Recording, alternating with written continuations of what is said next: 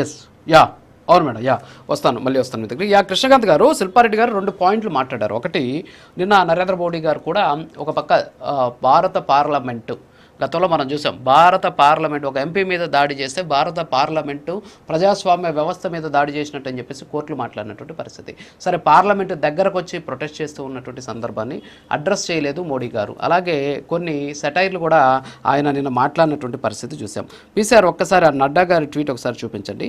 ఈ నడ్డా గారి ట్వీట్ ఇది. నిన్న వీళ్ళు 11:50కి వచ్చారు. సో 11:50 నుంచి మీటింగ్స్ జరుగుతున్నాయి, 4 గంటలకు వీళ్ళు వచ్చి ఒక పిటిషన్ ఇచ్చారు అని చెప్పేసి వారు ట్వీట్ చేసినటువంటి పరిస్థితి. ఆ ట్వీట్ కూడా మీరు చూడండి.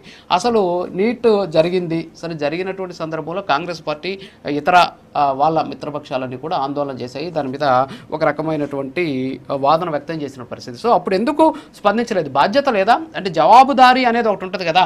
సరే మేము ఎంక్వైరీ చేసేసాం, ఎంక్వైరీ రిపోర్ట్ వచ్చినాక మాట్లాడదాం పోండి అనేటటువంటి ఆ నియంతృత్వమైనటువంటి పోకడెందుకు? ఆ నియంతృత్వ పోకడిని పక్కన పెట్టేసి జవాబుదారీగా బయటకు వచ్చి మాట్లాడుంటే ఎంత అద్భుతంగా ఉండేది. సార్ రాజు గారు, ఫస్ట్ అండ్ ఫార్మోస్ట్ థింగ్, నిన్న parliamentary monsoon parliament sessions start అయినాయి. సో దాని మీద మోడీ గారు ప్రెస్ ముందు వచ్చి మాట్లాడారు.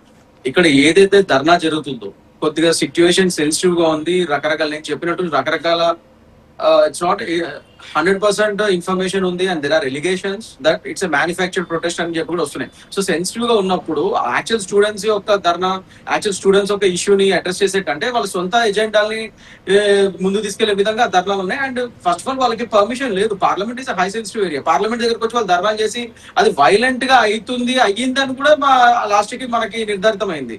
సో ఇవన్నీ అవుతున్నప్పుడు ప్రధాన మంత్రి గారు దాని మీద ఆ టైంలో అడ్రస్ చేయడం అనేది సరైన పని కాదు. ఎందుకంటే ఇట్స్ సెన్సిటివ్ మ్యాటర్ అయిపోయింది. అప్పుడు సరే ఆ రోజు సార్ అంతకు ముందైనా ఇప్పుడు ఒకటి సార్ అంతకు ముందైనా చెప్పొచ్చు కదా. ఇప్పుడు ఇది ఈ రోజు జరిగినటువంటి ఇష్యూ కాదు కదా, ఈ రోజు జరిగిన ఇష్యూ కాదు ఇది. ఇంతకు ముందైనా సరే చెప్పు ఉండాల్సింది నెంబర్ 1.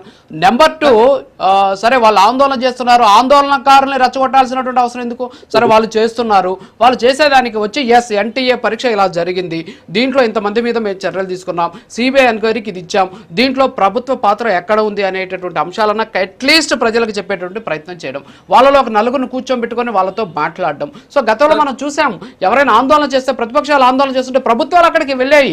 కానీ ఇప్పుడు అలాంటి పరిస్థితి ఎందుకు లేదు? నోరెందుకు ఎత్తనివ్వట్లేదు మీరు? సార్ ఇప్పుడు ఫస్ట్ ఆఫ్ ఆల్ మీరు ఎలా పిక్చరైజ్ చేస్తున్నారు అంటే ఇదే నియంతృత్వ పాలన అది అన్నట్టు పిక్చరైజ్ చేస్తున్నారు. డెమోక్రసీని అప్హెండ్ చేసి ఈ 12 ఏళ్లలో ఎంతో డెవలప్మెంట్ తీసుకొచ్చిన ఏకైక పార్టీ